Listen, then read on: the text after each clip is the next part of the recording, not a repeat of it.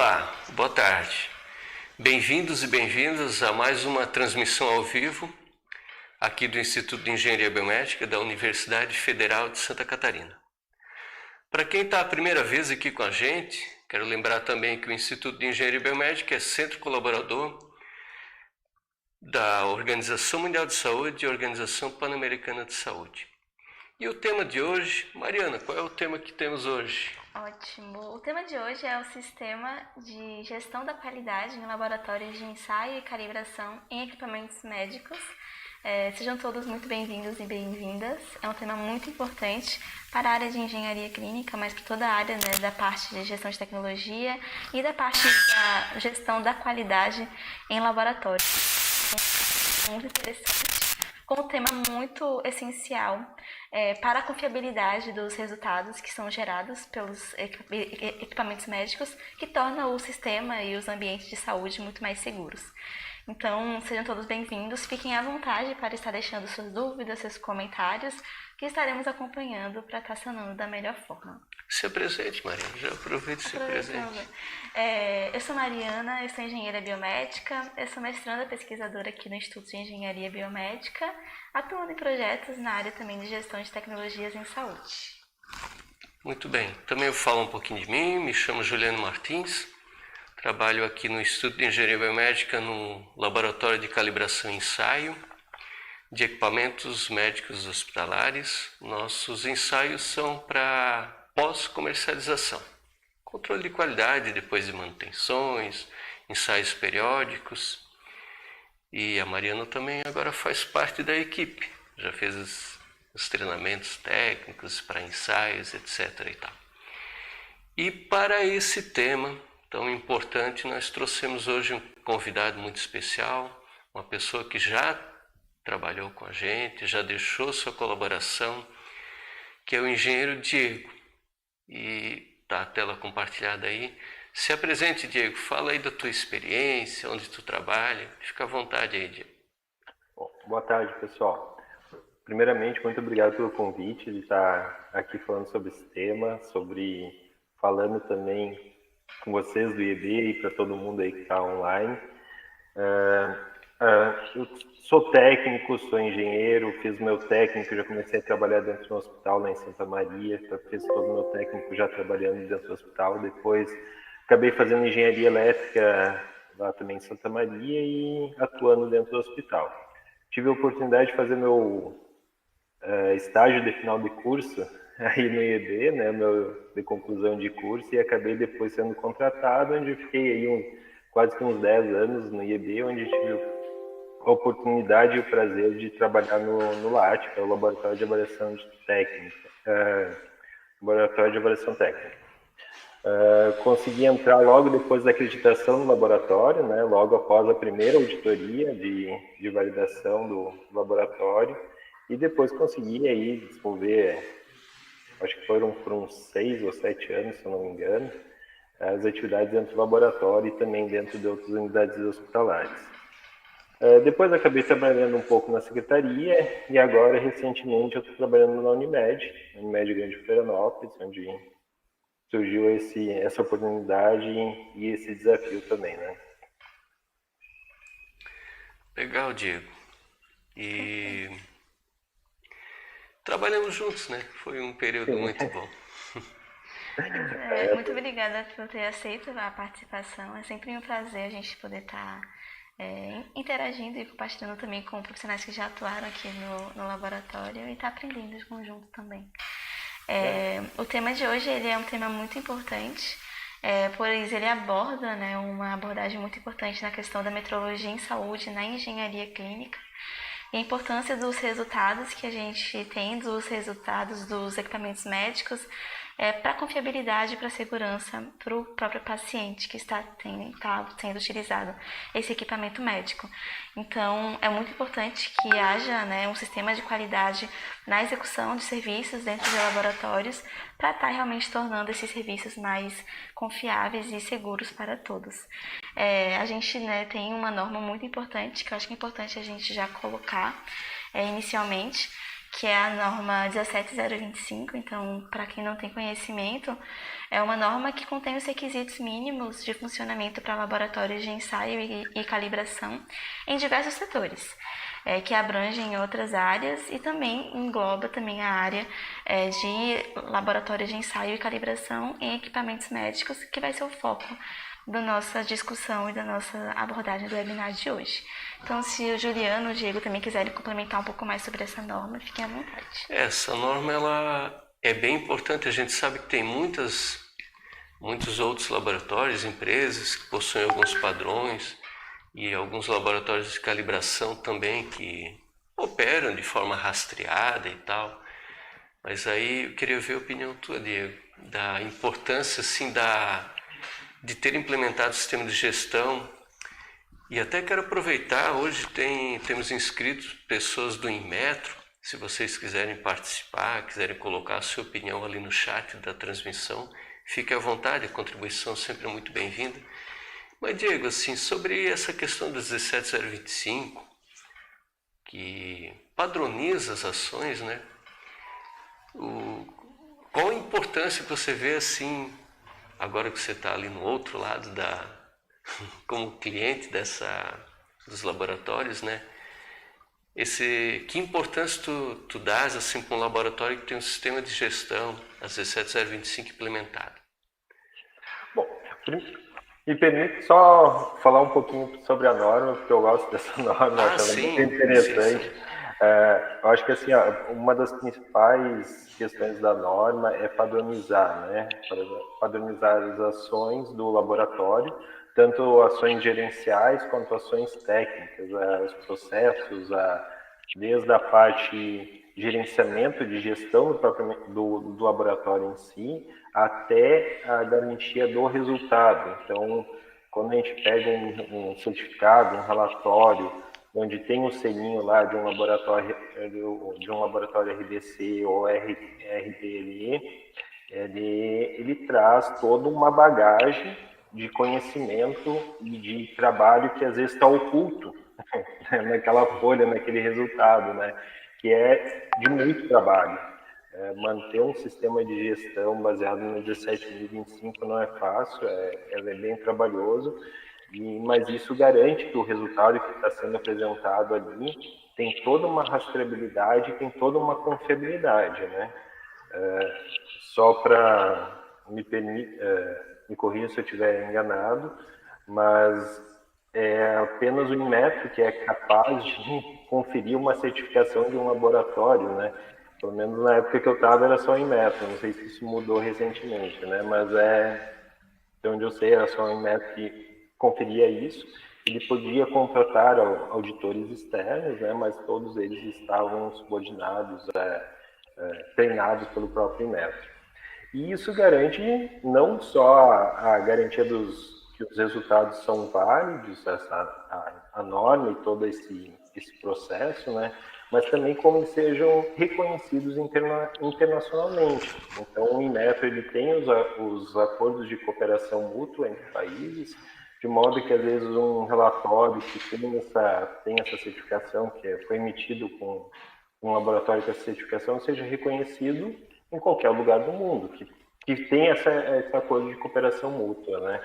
Então, isso é qualidade, isso é segurança, isso é rastreabilidade, e isso aumenta a certeza, a confiabilidade daquela informação mostrada, né? O jeito como é feito em outros países, também é feito aqui, que é feito aqui, é feito lá, ou seja, é uma forma de fazer, de desenvolver as atividades que até que se prove o contrário, mas é a melhor forma, né? Uma forma reconhecida por organismos internacionais, organismos certificadores, né? E sempre que digamos assim, é a melhor forma e é a forma que está realmente validada, né? Claro que a norma, ela sofre atualizações com o passar do tempo, né? A gente teve, se eu não me engano, a 17025, a versão anterior era de 2005, depois a gente teve de 2017. Então, trouxeram melhorias, mas são melhorias, não quer dizer também que o que estava sendo feito lá estava errado, né? São formas de tu melhorar o sistema, de tu agregar mais valor a ele, às vezes deixar ele mais prático, mais moderno. Então, isso é interessante.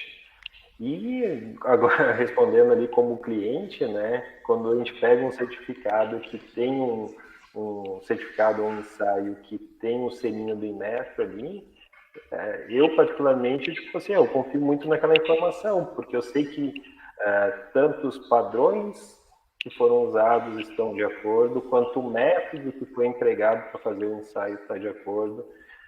Esse método também foi comparado com outros laboratórios para ter certeza que todo mundo está fazendo parecido, que os resultados são compatíveis entre si. E isso não tem preço, né? Porque realmente tu acredita naquela informação, tu confia nela e com certeza ela tem muito mais valor, né?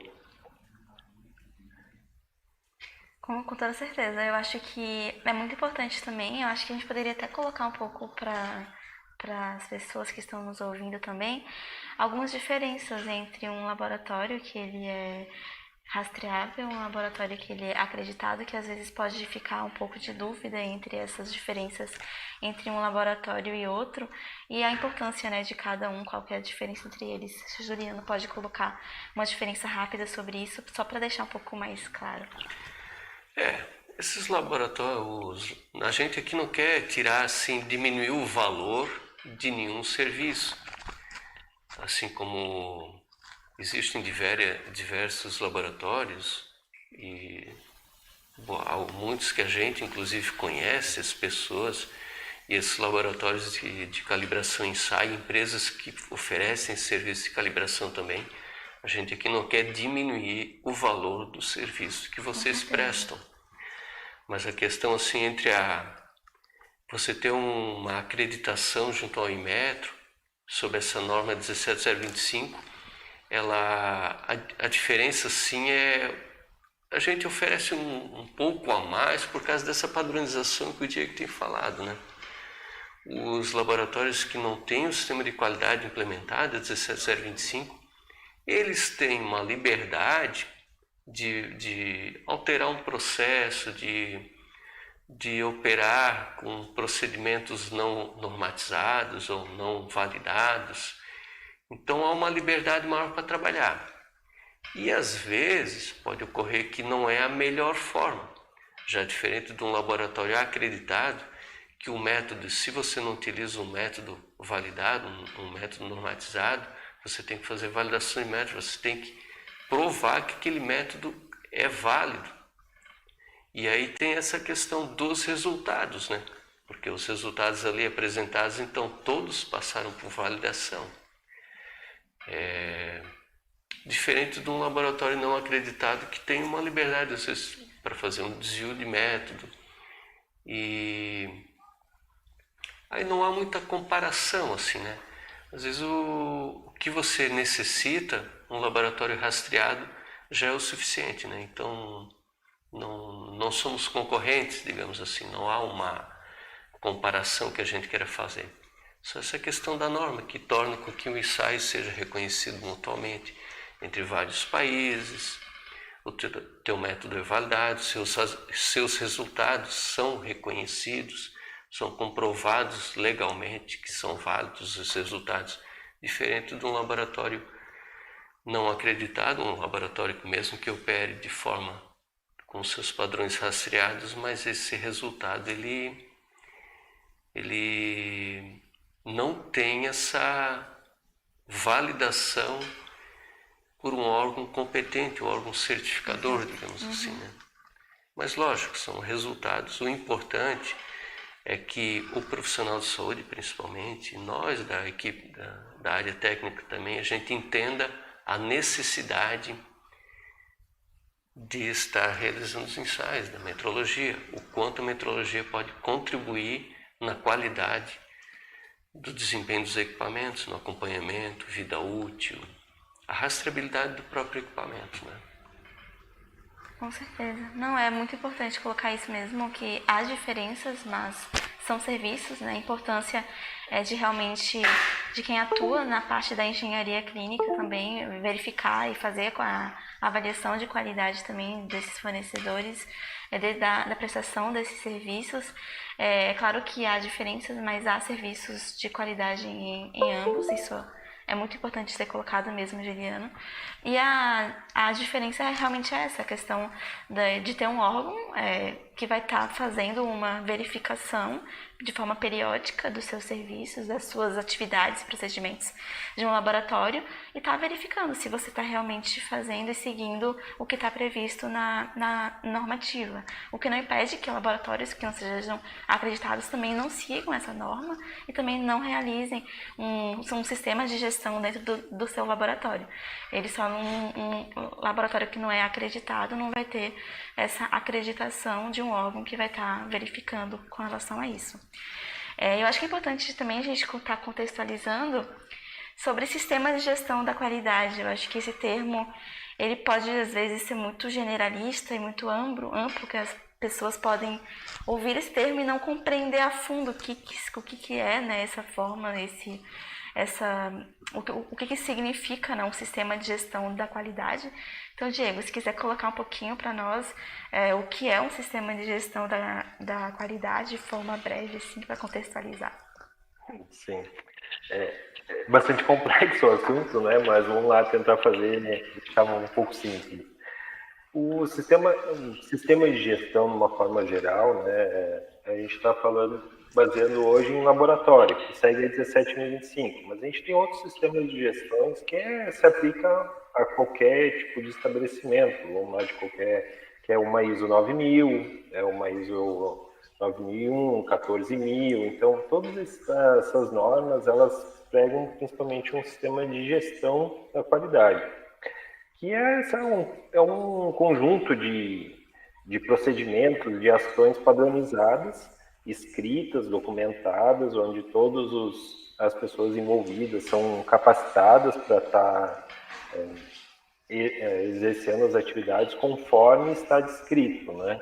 Então, sempre que tiver uma divergência ou uma coisa a ser melhorada, primeiro se muda o que está escrito, se capacita todo mundo para executar a nova rotina, que é melhor do que a anterior.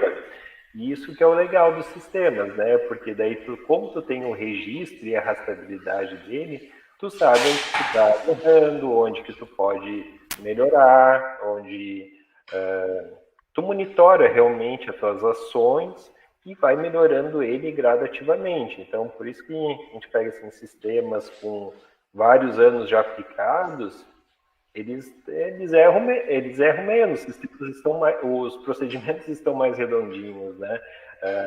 Eu me lembro muito no laboratório aí, quando no início a gente realizava os procedimentos com uma periodicidade bem curta, por causa que a gente sempre estava identificando oportunidades de melhoria do procedimento. E não quer dizer que antes estava sendo feito errado, é só, vamos melhorar o procedimento, existe uma nova método de se fazer isso mais eficiente, mais eficaz, mais seguro, seja lá o motivo pelo qual, né, que motivou essa mudança. Mas o legal dos sistemas é isso, é principalmente da rastreabilidade, controle e melhoria contínua, né, que está sempre melhorando ele. E não importa se o sistema tem 1, tem 10, tem 20, sempre vai estar identificando algum pontinho que tu pode estar melhorando, que tu pode estar aperfeiçoando, que pode estar deixando ele mais eficiente, o trabalho que é realizado, né? No caso aí do laboratório, que tem toda essa questão técnica também envolvida, então, claro que a norma é muito mais pesada em exigir, e os números e os procedimentos também, né? Tem um número maior de procedimentos, de ações a serem tomadas, né?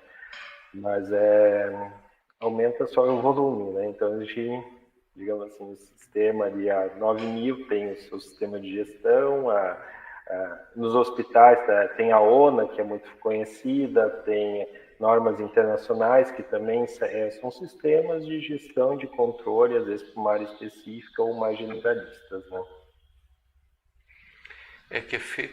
O importante é seguir os procedimentos, ter os procedimentos definidos para cada uma das rotinas E análise crítica, né? Como tu falasse agora há pouco. Ter os processos bem mapeados, bem descritos, bem importante, que é o legal, né? É que todos os profissionais envolvidos eles têm conhecimento do todo, né? De todas as ações que a empresa, que o local executa e conseguem entender melhor a empresa, né? A própria empresa, digamos assim, como a maioria dos sistemas de gestões envolve reuniões de análise crítica, de auditorias periódicas, né? Então, tu está sempre reavaliando teus processos, está sempre botando novas metas, né? Aquelas metas são atingidas, tu determina um novo desafio. Então, isso faz com que o processo vai se amadurecendo e melhorando constantemente.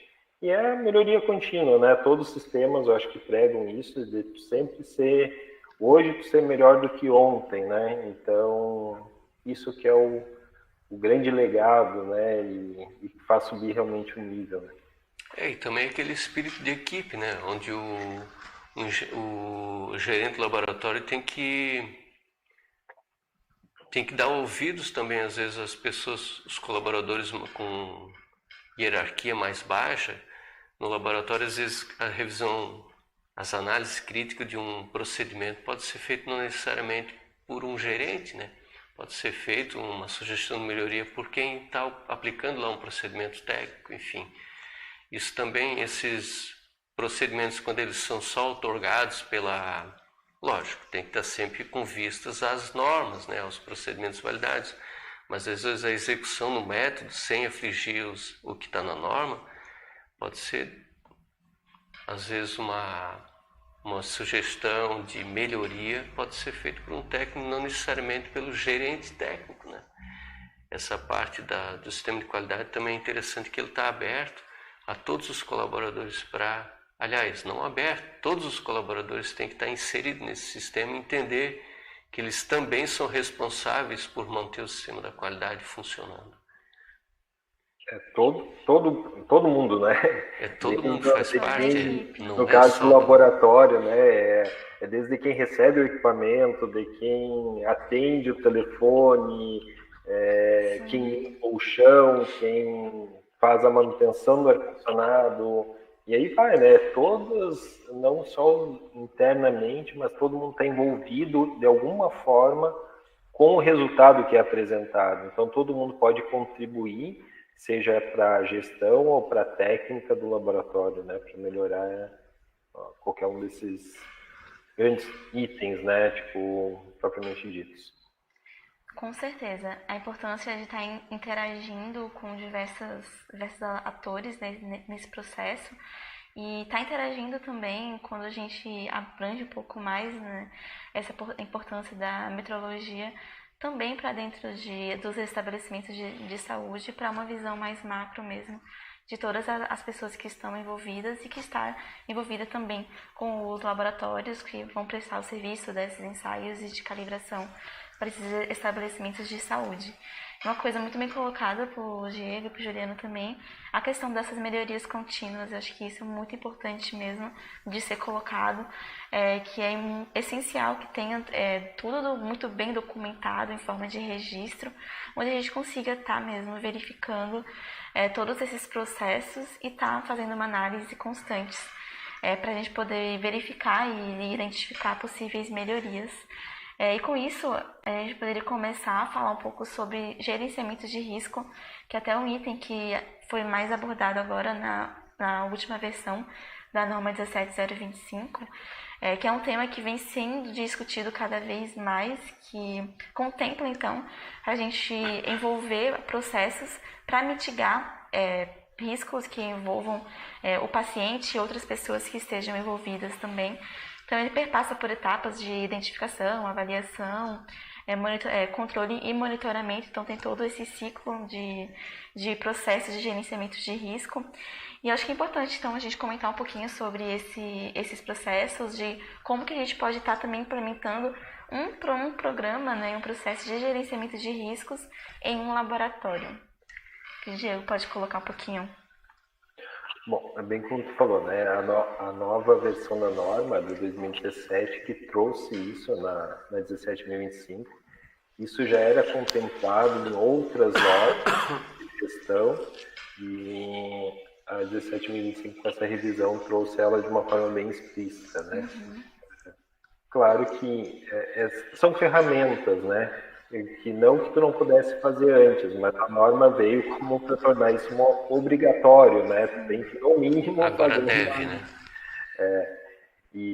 mas não que tu não possa usar outras ferramentas além do que a norma pede, né? Então, outros sistemas já trazem isso, a maioria deles, sistemas de gestões traz, que é uma forma de tu monitorar os riscos diretos, indiretos, até identificar oportunidades de melhoria, oportunidades de estar crescendo, e nem todo risco é ruim, né? Tem os riscos que são bons, né? Então, é potencializar também, né? Esses riscos e não seria bem um risco, seria uma oportunidade, né? Uma oportunidade de melhorar e de crescer, essas coisas. Então, isso a norma, essa versão trouxe de uma forma bem legal. E os laboratórios tiveram que se adaptar a isso, né? Agora, obrigatoriamente. E isso é bom não só para a qualidade do resultado, mas também para a gestão do laboratório. Porque esses riscos não se resumem só à gestão ou só à técnica, né? Eles são complementares. Então, tu tem que mapear teus processos para talvez identificar possíveis riscos, assim como tu tem que mapear tua gestão, a gestão do laboratório em si, para identificar lá o que é o risco, se tu vai fazer alguma coisa ou não, se tu só reconhece ele e vai deixar ele parado, né, por causa que talvez o impacto dele não seja catastrófico, né, não traga tantos problemas assim, ou tu já vai montar um plano de ação, que isso que é o legal, é tu trabalhar preventivamente. Então, tu identificou uma fonte de risco e tu já começa a tomar ações de melhoria, para mitigar, que aí, se aquela falha ocorrer, tu minimizou as consequências dela. E antes isso não dá para dizer que não era feito, mas não dessa forma tão explícita como é o obrigatório a partir de 2017. Né? E uma coisa interessante, até falando de uma questão que a gente estava tratando anteriormente, de laboratórios acreditados ou não, nessa parte de gerenciamento de risco também trata de riscos à confidencialidade e à imparcialidade, né? Que nem sempre, ou talvez não seja tratado nesses laboratórios que não são acreditados, né?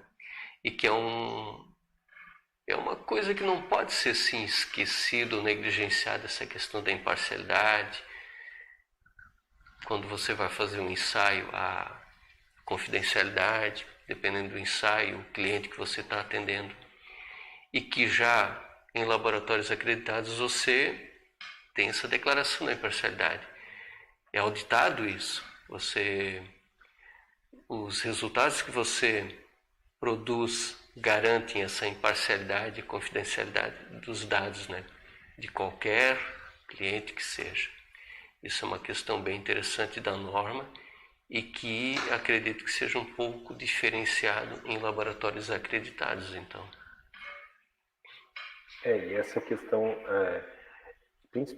os dois são tópicos bem interessantes, né? A confidencialidade, primeiro, porque assim, se um cliente te contrata para fazer um serviço, ele que quer saber o resultado. E cabe a ele divulgar esse resultado ou não. Se quiser. Não é quem faz o serviço que vai decidir se vai divulgar para todo mundo ou não o resultado do cliente, né? Então, isso é muito interessante. E também quanto à imparcialidade. A imparcialidade, eu acho que é um fator bem importante, por causa que os laboratórios acreditados têm isso como política, né? Tem que ter isso como política, porque daí, independente do teu cliente, tu vai entregar o resultado que realmente é o medido, é o calculado, é o que estava naquele momento, né? Sem interesse na causa. Vai tentar, de alguma forma, alterar algum valor, alguma coisa, por outro, para obter alguma vantagem, alguma coisa parecida com isso, né? Então, a imparcialidade é um item bem interessante, que é obrigatório, e os laboratórios acreditados, eu sei que todos eles levam isso muito a sério, né? Não dá para, é bem como tu falou antes, né, Juliano? Não dá para dizer que os que fazem serviço rastreados não tenham isso. Que não ajam dessa maneira. Eles podem ter, mas o acreditado, alguém já foi lá e comprovou que é assim, né? Que realmente tem essa política, que ela está implementada, que ela está em funcionamento, que tem registros disso. Então, realmente garante que isso é uma prática institucional, né? E não algo que pode ser que tenha, pode ser que não tenha, né? Realmente é comprovado que tem e está em funcionamento, né? Está em uso. E às vezes uma coisa às vezes não é intencional, às vezes sem perceber você pode agir de forma imparcial. A gente pode dar um exemplo, também voltando a colocar aqui, ninguém está diminuindo o serviço de ninguém, nem criando nenhuma, não queremos criar nenhuma polêmica aqui. Mas eu vou dar um exemplo de sei lá, qualquer empresa de manutenção que está prestando um serviço a um hospital, uma prefeitura, sei lá. E na contratação desse serviço também prevê o serviço de calibração. Então, às vezes, não que seja complicado manter a imparcialidade ali. Vou direto ao ponto. Por exemplo, eu consertei um ventilador pulmonar e vou fazer o ensaio do ventilador pulmonar. Às vezes, inconscientemente, eu posso agir de forma imparcial. Como é que dá para lidar com essa questão assim? Por exemplo, a equipe de manutenção pode ser diferente da equipe de ensaio, ou o técnico que vai fazer o ensaio é diferente do técnico que prestou a manutenção. Então, de alguma maneira, você consegue manter essa imparcialidade, mesmo que não seja um serviço acreditado, né? Então, tem jeitos, mas tem riscos. Então, o exemplo que eu coloquei aqui é onde o risco pode ser maior, sabe? Onde que pode haver riscos quanto à imparcialidade, quanto à confidencialidade também, enfim. Sim, e a importância de mapear esses riscos e até fazer uma priorização deles, porque é importante que a gente, dentro de um laboratório, também tenha, né, essas questões de quais são os riscos que vão ter maior probabilidade de ocorrência ou de gravidade, que aí a gente vai fazer a avaliação de priorização deles, e com isso estabelecer ações de planos de ações que a gente pode estar verificando pontos que a gente possa implementar para estar reduzindo, mitigando a ocorrência deles. Temos uma pergunta, vamos colocar aqui, pergunta de Jonas. Muito obrigada, Jonas. Boa tarde, vocês podem comentar a respeito da importância de um equipamento médico calibrado por um laboratório acreditado e quais as diferenças entre uma calibração RBC e uma calibração rastreada?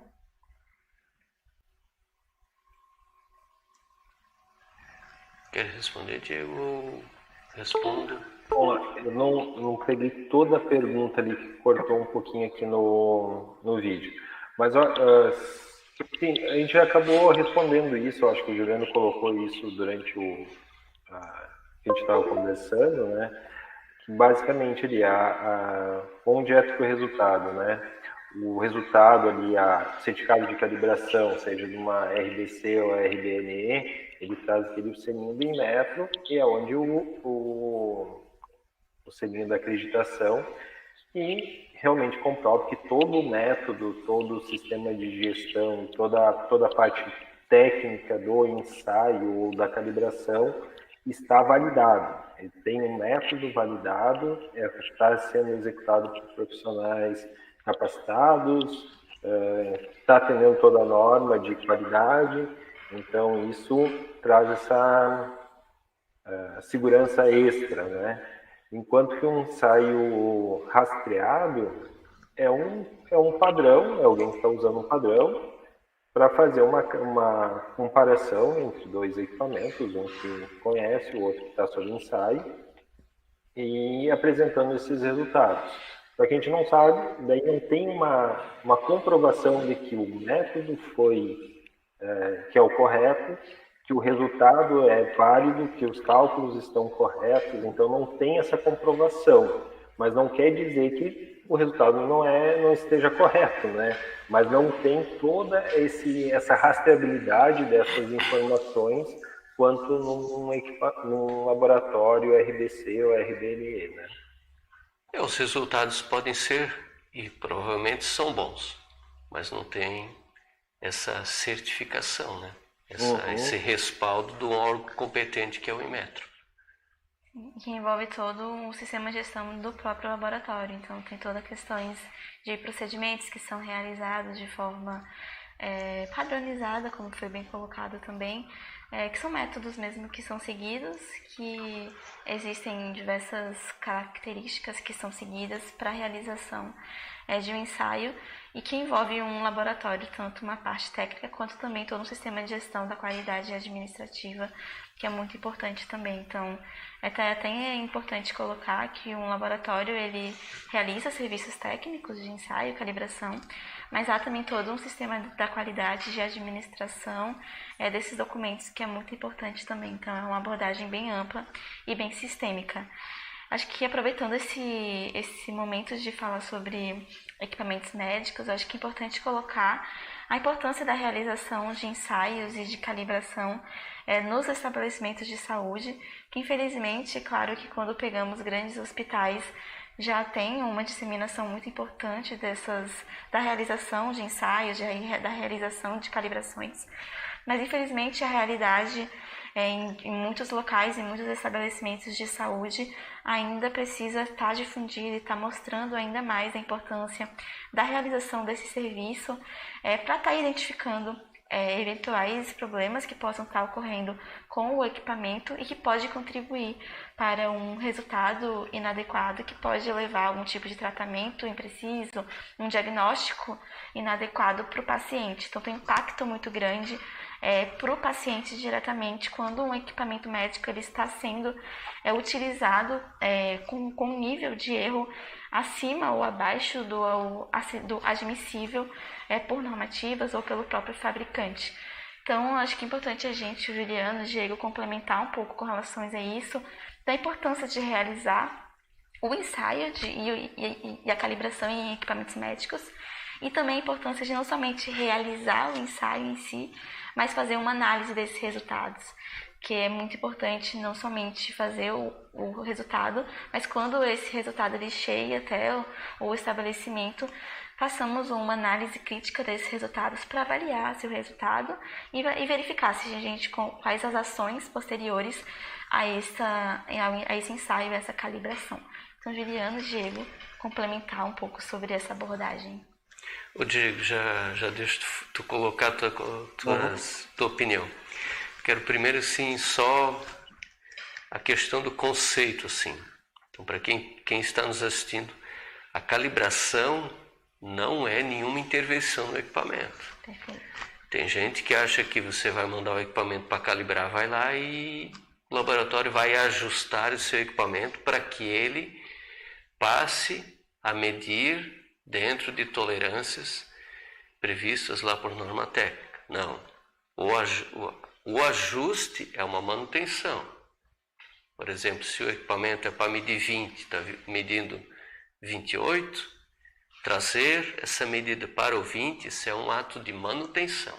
A calibração e ensaio é comparar, pôr isso no relatório com o cálculo das incertezas, o método utilizado também vai estar lá no relatório, as normas aplicáveis vão estar lá no relatório. Então essa comparação é a calibração e o ensaio. O ajuste, isso trata-se de manutenção.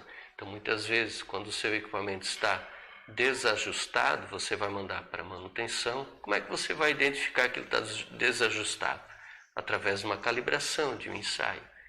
Então, às vezes você precisa fazer o ensaio, identifica um problema, manda para manutenção e depois volta para o laboratório de calibração para novamente fazer o ensaio e ver se o equipamento se encontra dentro dos erros, dos limites permitidos por norma técnica. Então, esse conceito é interessante que fique bem claro assim para quem está nos assistindo. Então, Diego, do relatório de calibração, qual é a parte? Exposto aí, Juliana. Porque o pessoal confunde muito na prática, né? Calibrou é porque o equipamento está ok, mas não. Calibração é só um método ali de comparação, e daí se precisar alguma ação para corrigir o valor, daí vai fazer lá a regulagem, um ajustinho, depende se for a nível do usuário ou técnico, né? Vamos lá. A questão aí principalmente da calibração dos ensaios na rotina, ela é muito importante para a gente assegurar que o equipamento ele tenha um padrão metrológico aceitável, né? Que ele esteja operando dentro de condições pré-estabelecidas por norma e pelo fabricante. Vamos lá, o fabricante ele pode ser mais restringir um pouquinho mais as faixas de aceitação, né? Vamos supor, uma norma lá pede que a norma seja 10, mas o fabricante, não, eu quero que o meu equipamento seja melhor do que a norma, eu vou fazer com 5. Então, na hora que for comparar o resultado, tu vai comparar com o que o fabricante também está dizendo, né? O que for mais restringido, né? Restritivo. E daí fazer essa análise para ver se realmente o equipamento está dentro desse padrão metrológico pré-definido. Isso daí você faz periodicamente, né? Até os próprios manuais dos equipamentos já aconselham essa verificação periódica, essa calibração, ensaio periódico. E também esse tipo de avaliação ele tem que se dar em outros momentos do uso do equipamento, né? Então, um exemplo é, o equipamento desceu para manutenção. Tá, beleza, desceu para manutenção, eu vou abrir o equipamento, às vezes eu vou mexer numa placa, vou mexer em cabos e coisa e tal, e quem que me garante que depois que eu montei esse equipamento ele vai estar em condições de uso? Ele vai estar medindo corretamente? Só se a gente fizer, novamente, uma calibração, tem os testes de segurança elétrica também, que são muito importantes. Então, para mim, realmente ter certeza de que o equipamento, após a manutenção, seja ela corretiva ou preventiva, né, ele está realmente em condições metrológicas aceitáveis. Isso dá segurança para paciente, dá segurança para o operador, da segurança para a equipe clínica e da segurança para a engenharia, porque a gente vai ter o registro de que o equipamento estava com aquelas condições, o paciente vai ter segurança que ele não vai tomar um choque do equipamento, que o equipamento vai estar funcionando adequadamente, o operador também sabe que não vai tomar um choque, que ele vai poder confiar naquela informação que está sendo mostrada pelo equipamento. E o médico, a equipe clínica, de uma forma geral, que hoje não é só o médico, né, é toda uma equipe multidisciplinar, vai poder tomar ações realmente para terapia, para melhor terapia do paciente, e confiando naquela informação que está sendo mostrada. Então, nesse ponto aí, a metrologia ela é fundamental hoje para a saúde, né? A gente não fala mais só pro hospital, né? É para a saúde realmente do paciente. E com isso tudo aí até médicos, enfermeiros, fisioterapeutas também devem estar envolvidos nesse processo, também ter conhecimento dos relatórios e analisar, se interessarem pelos relatórios de ensaio, pelo resultado da calibração. Passar a conhecer os resultados. E digamos assim, tem outro momento que também é aconselhado ensaio, é quando esses profissionais, que com o conceito deles, eles já começam, depois que tiverem essas informações bem consolidadas, né, que eles já comecem a pensar dessa forma, eles vão se tornar um crítico do equipamento. E sempre que eles desconfiarem de alguma coisa, eles vão munir a engenharia clínica de informações até para refazer o ensaio, né? Ah, estou desconfiando que aquele equipamento não está medindo corretamente. Ótimo. Ah, porque vamos pegar um caso assim, tipo, bobo, né? A oximetria tá medindo 60, né? A saturação no. Se tu pegar uma pessoa que não é inexperiente ou que não tem esses conceitos, ela é capaz de dizer que aquele valor realmente o paciente está saturando 60%, a FO2 dele é de 62%, a SPO2, desculpa. E a gente sabe que esse valor é absurdo, né? Então, ele se torna um crítico também do equipamento, da tecnologia e provavelmente do tratamento, né? Então, isso a gente já viu alguns pontos quando ensaiar, né? E também, principalmente, quando também envolve acidentes médicos, né? A gente sabe que quando envolve um acidente com o paciente, seja que centro cirúrgico, UTI, que aconteceu alguma coisa que não deveria ter acontecido, é bom a gente ensaiar todos os equipamentos que estão envolvidos no processo para ver se ali não tem uma fonte de erro. Seja lá uma bomba de fusão, um bisturi elétrico, um monitor. Então, tentar ensaiar todos eles de modo a garantir que, assim, garantir ou identificar, né, que a fonte do problema está ou não está no equipamento médico. Isso é muito interessante para a qualidade de um serviço de saúde, né, como um todo. E a interpretação desses resultados, bem como o Juliano falou, ela não se restringe só também em engenharia, não só a análise, mas mostrar esse resultado para todas as equipes, né? As equipes estarem cientes que os equipamentos estão em condições de uso, que estão medindo dentro de uma faixa pré-estabelecida e em conformidade com alguma norma e manual do equipamento. Muito bom. Exatamente. Temos perguntas, né? Vamos botar a pergunta de Maria Angélica. Muito obrigada, Maria Angélica. Boa tarde. O que são não conformidades identificadas durante uma auditoria externa ou interna, por exemplo? Existe uma tendência de certos erros se repetirem? Eu só vou deixar para o auditor responder. O Diego, para que vocês saibam, já fez auditoria aqui no nosso laboratório. A auditoria interna é aquela auditoria realizada por uma equipe interna, né? Seja do laboratório ou contratado pelo laboratório. A auditoria externa é do órgão certificador. Então, no caso do LAT, é o próprio Inmetro, a equipe lá de acreditação que designa a equipe. Daí vem a não conformidade interna, então é oriundo de uma auditoria interna, e a não conformidade externa é oriunda de uma auditoria externa. Geralmente as auditorias internas elas são mais pesadas, né? Por causa que a equipe tem mais tempo para estar olhando os documentos e buscando eventuais não conformidades ou melhorias, né? No caso das auditorias internas.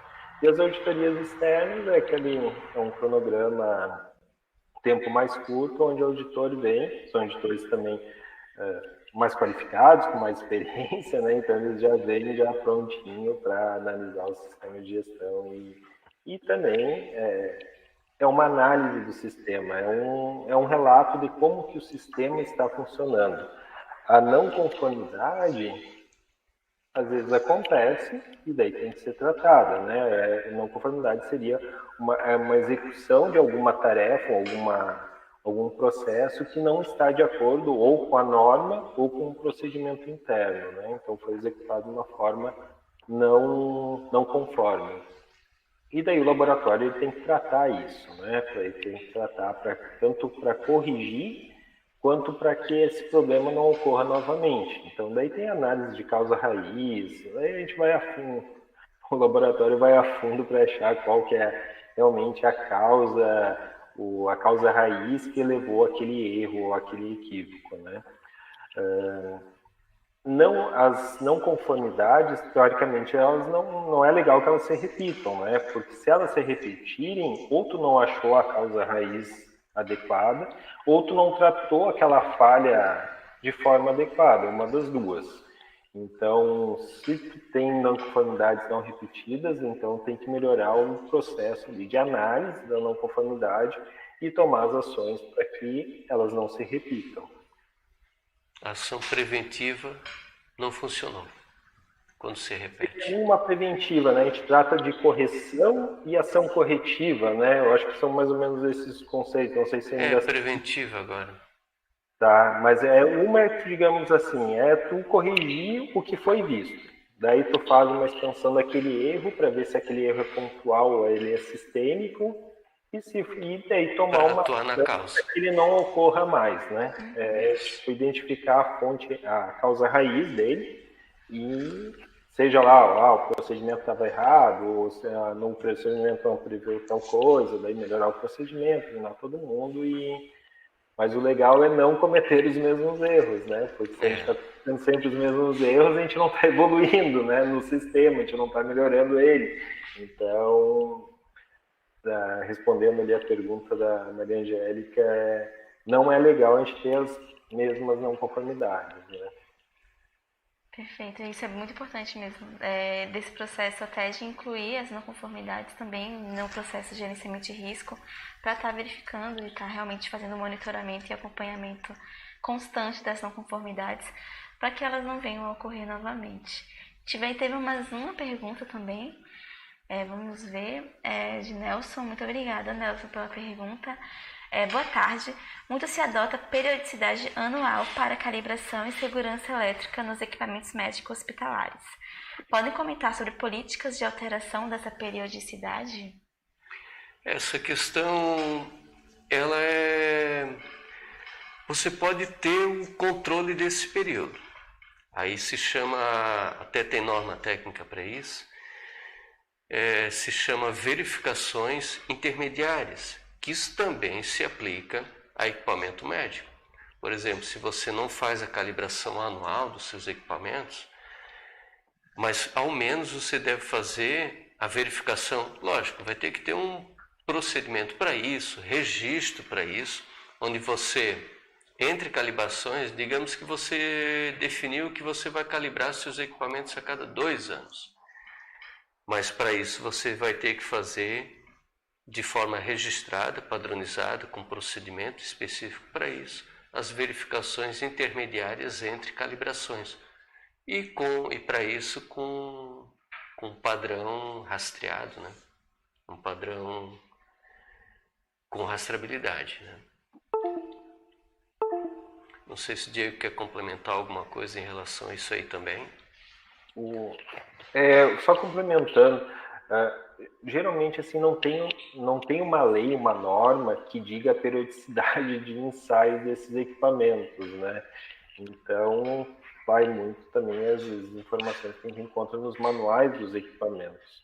Então muitas vezes o manual já dá a periodicidade que tu vai realizar um ensaio ou a calibração, ensaio e calibração do equipamento.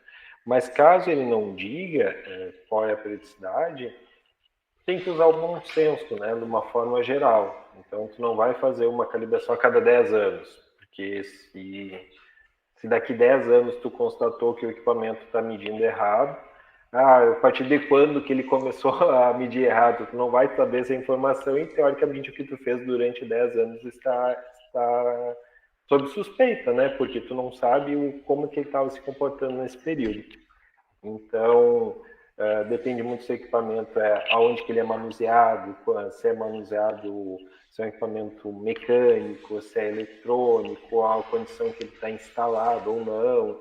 Mas o que a gente vê aí, basicamente, né, Juliano, até por orientações não seria normas, orientações internacionais, como da ECRI, equipamentos de suporte à vida, que são críticos e coisa e tal, realmente os ensaios são orientados a serem feitos a cada 6 meses. Isso mesmo. E os demais equipamentos com uma periodicidade máxima de 1 ano, né? Então, tu garante que pelo menos durante um ano ali, tu tá reavaliando ele. Vai também existem normas para te passar um pouco mais, reduzir, Mas aí dá bastante trabalho, que digamos assim, tu começar a avaliar todos esses ensaios, começar, vamos supor, tem uma orientação lá que a calibração é mensal. Daí tu começa a fazer várias calibrações mensais e os resultados metrológicos delas são compatíveis entre si, não está sofrendo alteração nenhuma. Daí tu começa a expandir um pouco mais esse período, mas tu tem que ter todo esse registro, né? Toda essa comprovação de que tu fez uma análise dos resultados e o porquê que tu está expandindo. Existem tipo padrões de laboratórios que são calibrados às vezes a cada 2 anos, a cada 5 anos. Então, é porque os laboratórios eles conseguiram montar esse histórico e ter conhecido o padrão metrológico dele, sabendo que ele é estável, que ele é confiável, que ele não se altera com o tempo. Daí eles conseguem comprovar isso e aumentar esse período de calibração, né? A gente fala assim, laboratórios grandes, né? Imagina se todos os padrões nacionais de peso fossem calibrados a cada 6 meses. Imagina como é a loucura que ia ser, né? Então, esses padrões, eles têm um prazo bem grande, né? Porque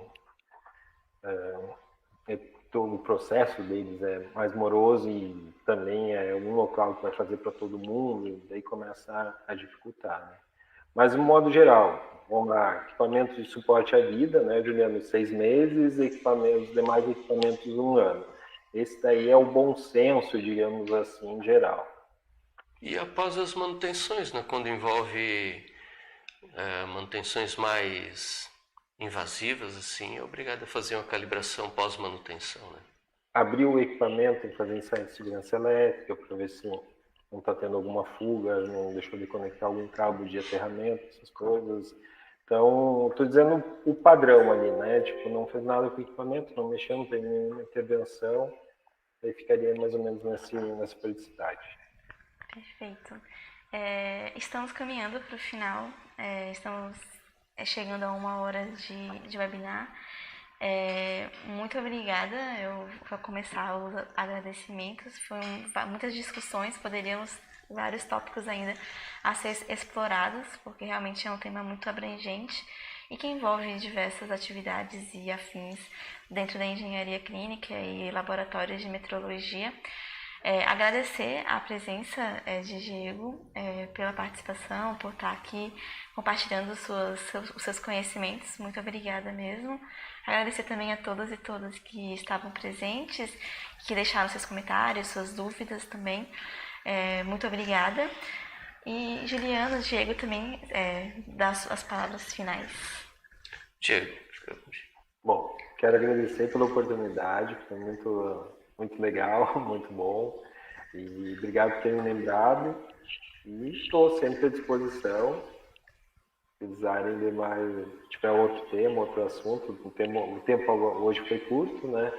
Mas se tiverem outra oportunidade, pode me chamar, que vai ser um maior prazer participar novamente. Tá certo. Bom, agradecer mais uma vez o Diego por ter aceito o convite. É um assunto bastante extenso, muito poderia ter sido falado aqui, muito ainda podemos falar.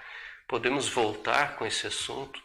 Então, vocês que nos assistiram, ponham aí suas sugestões, outros temas para o webinar e fiquem atentos às nossas redes sociais que em breve estaremos divulgando novos conteúdos. Muito obrigado e até a próxima. Excelente. Temos, inclusive, um link na descrição com o link para o formulário de feedback. Então, é muito importante que todos que estejam presentes, que estejam preenchendo, para que a gente possa estar fazendo as melhorias contínuas do nosso webinar, porque é tão importante para a gente estar verificando os nossos resultados e estar melhorando continuamente os nossos webinários para a gente estar podendo trazer novos conteúdos e novas abordagens que sejam de interesse para toda a sociedade. E quem tiver querer novas informações complementares, se aprofundar no assunto, também deixamos o link com outras referências que podem complementar essas discussões sobre esse tema. Então, muito obrigada e uma ótima tarde.